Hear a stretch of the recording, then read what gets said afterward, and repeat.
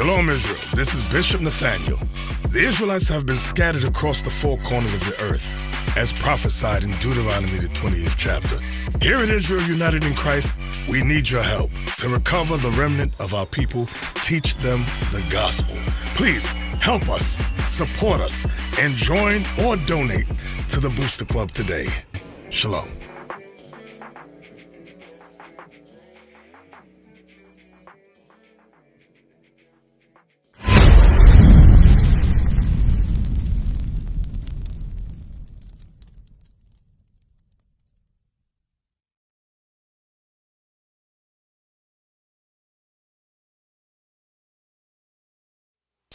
This one says, is it ever okay to tell a lie?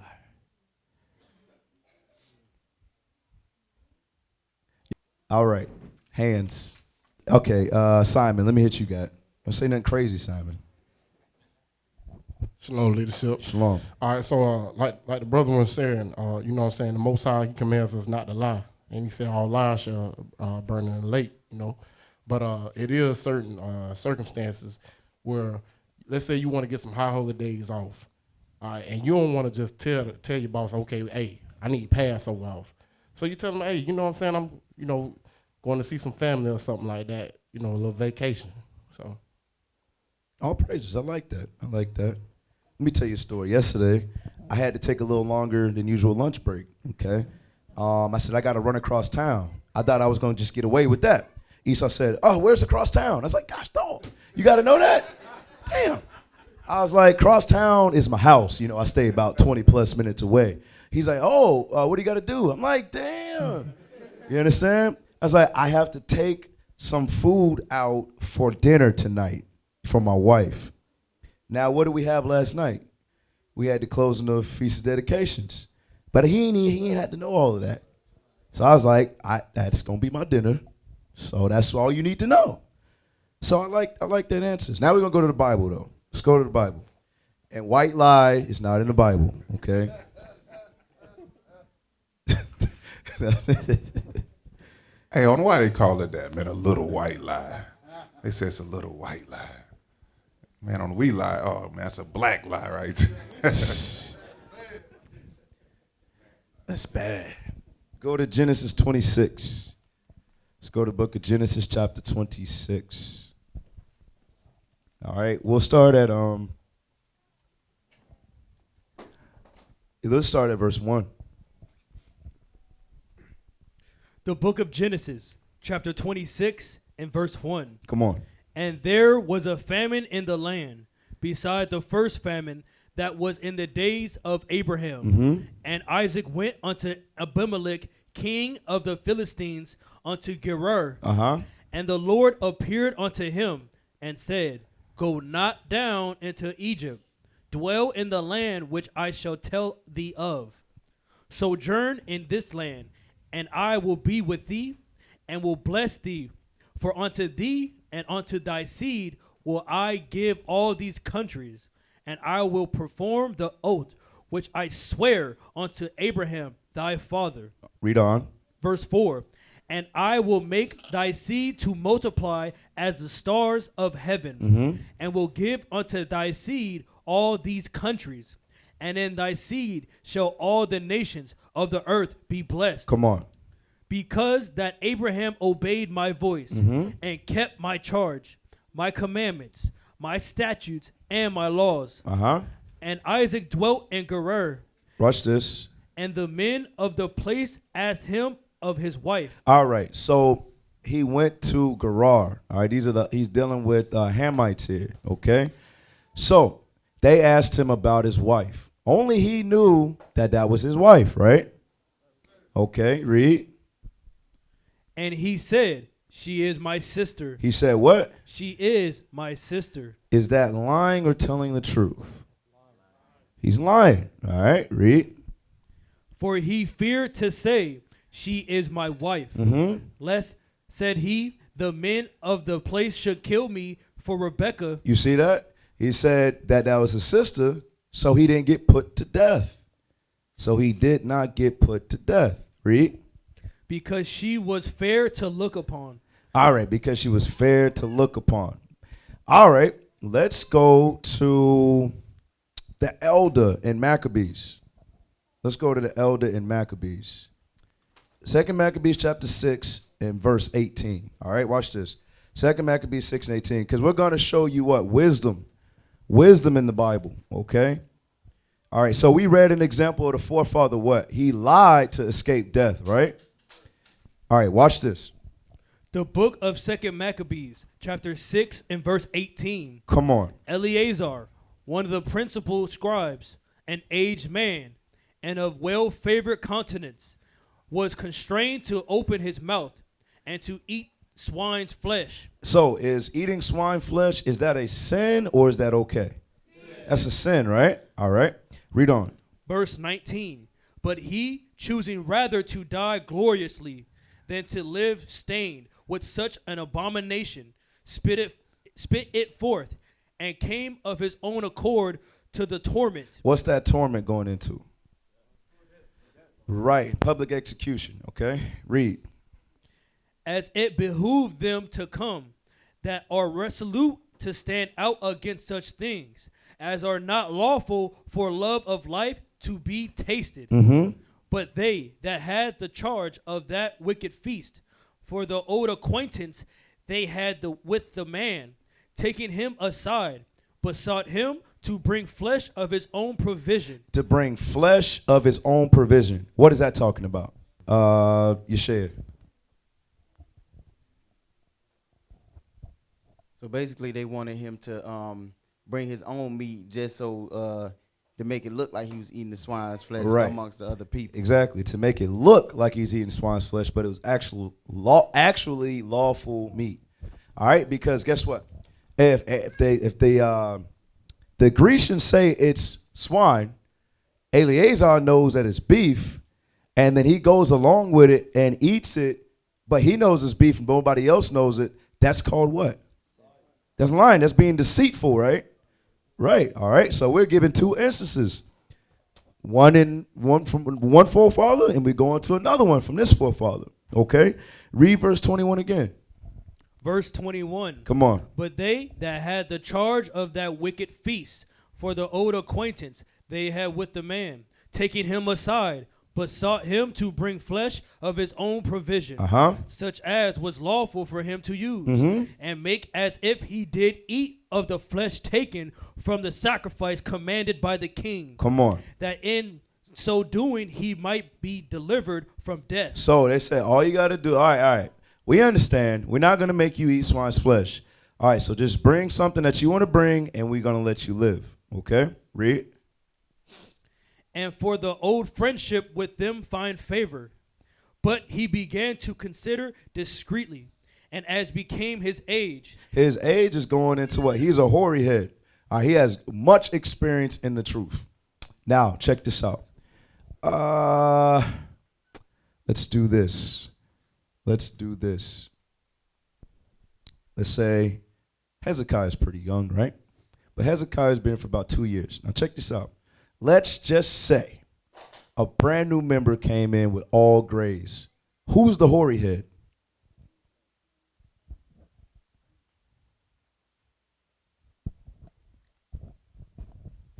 Yes, sir. A soldier Hezekiah. He would be. Right. Is he a hoary head? No. In that situation, if it's only those two, it'd be him. Why? Because he has more experience. Everybody understand that? Yes, sir. All right. Hoary head does not just go into age. It used to when what? When we knew who we were. Because ever since our youth, we were what? Brought up in the commandments of God. But it's not like that anymore. Okay? All right. Let's read on. Verse 23. But he began to consider discreetly, and as became his age and his excellency of his ancient years, and the honor of his gray head, whereunto he was come, and his most honest education from a child. You see that? From a child. He's been taught the laws of God from a child. Read. Or rather, the holy law made and given by God. Therefore, he answered accordingly, and willed them straightways to send him to the grave. He said, kill me. Kill me. I'd rather die than to what? To make it look like I transgress and affect the nation. You see that? Very good. Give me that in Sirach. Because, give me wisdom. Because what? He said he thought about it since he was a child. So he gained a lot of wisdom along the way. Give me that in 19 and 20. Sirach or Ecclesiasticus in the Apocrypha chapter 19 and verse 20. Start at verse 19 and 20. The book of Sirach, chapter 19 and verse 19. Come on. The knowledge of the commandments of the Lord is the doctrine of life. Is the doctrine of life. That's how we govern ourselves. That's how we live. And that's what Eleazar did. He thought back through his whole life. He's like, man, nope, I can't do this. I can't do this. This is how I was raised. This is how I was brought up. Just like it says in Proverbs, when they get older, they will not depart from it. That's what Eleazar did. All right, read on. And they that do things that please him shall receive the fruit of the tree of immortality. You see that? Do the things that please God. Do the things that please God. In that situation, eating swine's flesh or making it look like you ate swine's flesh in the midst of the nation, that's not pleasing to God, okay? In this situation, God commanded the forefather Isaac to go somewhere. You understand that? God literally said, no, go to Egypt, go here. And when he came with the adversity or the trial, he's like, all right, I understand that God told me to be here, but I know for a fact that if I tell them that's my wife, they're going to kill me. So what did he use? Verse 20. Verse 20. Come on. The fear of the Lord is all wisdom. Uh-huh. And in all wisdom is the performance of the law. Is the performance of the law. He used wisdom. God gave him a command. He would not have lived if he told what? That it was his wife. So he used what? He used wisdom. Eleazar, he used wisdom. Even though he was told that he could eat whatever he wanted to eat, he still knew what it looked like. So two different examples of lying, but you got to make sure you're choosing the right choice. Okay? You understand that, right? All right, go to Sirach 7 and 12. Sirach chapter 7 and verse 12. The book of Sirach, chapter 7 and verse 12. Uh-huh. Devise not a lie against thy brother, neither do the like to thy friend. You see that? It says don't lie to your brothers. Just like the brothers bringing out earlier. Don't devise a lie into your brother. Read. Use not to make any manner of lie, for the custom thereof is not good. The custom thereof is not good. Because why? If you start doing this often, are people going to want to be around you? No. Nobody likes a liar, man. Nobody likes a liar. Go to Leviticus 19:11. Leviticus 19 and 11.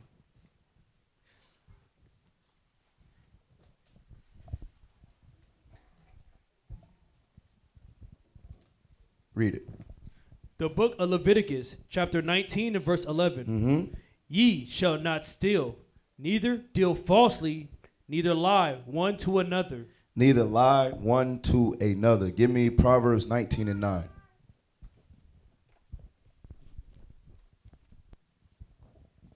Proverbs chapter 19 and verse 9. Read that. The book of Proverbs, chapter 19 and verse 9. Come on. A false witness shall not be unpunished, and he that speaketh lies shall perish. You see that? He that speaketh lies shall perish. The wages of sin is death. Okay? Let's go back to Sirach. Chapter 20 and verse 26. Sorry. The book of Sirach, chapter 20 and verse 26. Come on. The disposition of a liar is dishonorable. You see that? The disposition of a liar is dishonorable. Hey, when people hear your name, they're not going to be speaking highly of you. It's like, oh, that's that liar right there. That's what they're going to call you. That's what they're going to know you by. the liar. And I've noticed, I've heard it before. You're in conversation. Oh, matter of fact, what's the liar up to? Because that's how I feel. That's treachery right there. Who likes to be lied to? Anybody? No, you don't like to be lied to. Read it again. The disposition of a liar is dishonorable. And his shame is ever with him. Is what with him? Is ever with him. Once you start developing the custom or the habit of lying, that shame is always going to be with you. Even if you stick around and try to recover yourself, hey, you know what I'm talking about with your lying. You know what I'm saying? That's how it goes. You a liar. You're labeled as a liar. Even though 5 years later, bro, I did that. I mean, you did it, right? You're a liar. That's just how it goes. People not gonna trust you. And should you be like, bro, I can't stand them? No, you should be like, I did do that. And if that's my blot for life, that's your blot. That's your what? Cross to bury. Let me say this real quick. A lot of brothers and sisters will do something in the body, right? They'll commit sin, treacherous sin, and then when you actually call them out on it, they're like, but I don't do that no more. I was like, did you do it? Yeah, I did it. But I feel like you hanging that over ain't nobody hanging nothing over your head. Maybe you just need to realize that's what you did so you don't do it no more. See, they ain't received that. They don't like that. Jake don't like being told about themselves. I'm just letting you know. I'm just letting you know. Okay? What we got? Colossians 3:9. Read that one. Liars. Liars. Is it okay to lie? No. But use wisdom. Colossians chapter 3 and verse 9. The book of Colossians chapter 3 and verse 9. Come on. Lie not one to another, seeing that ye have put off the old man with his deeds, and have put on the new man, which is renewed in knowledge after the image of him that created him. Right, it's saying, hey, if you used to lie in the real, don't bring that in here. Don't start doing that in here. Some people in here living lies. They want to make it seem as if their life is this way. But the men of God, we see right through that thing. So let you know, just give you a hint. Just give you a little hint. We used to scream black power while heroin was pushed. But at the end of the day, nothing's in vain. IUIC has been given a vision. The tents of Judah has risen. Many has attempted the mission. Minor murmuring, omitting, and missing the mark. Just reading that he had the flame of fire in his eyes gave us the spark. We on Paul's mission. We out on the road, purple and gold. From Mexico, Cuba, Haiti, Ghana, Sierra Leone. 144,000 boots banging, concrete crackling. These are our men repented at heart. The scriptures is proof. IUIC, we deliver the truth.